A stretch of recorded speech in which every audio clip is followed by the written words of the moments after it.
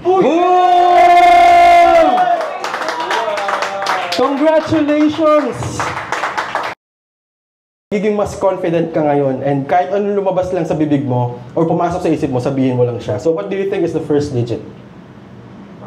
5, okay? Mickey, make sure I press the right number. Next one. 2. Next. 1, okay. Next. Another one. 2. 2 ba? Sabi ba 2? Okay. 2 and 3. And last 3. Now, when we press 3 at nag-unlock to, isa ka ng ganap na mind reader. At makakatanggap ka ng masigabong palakpakan from everybody here. Okay? Mickey, ikaw na mag-press ng 3. Boom! Congratulations! How does it feel that you're a mind reader now?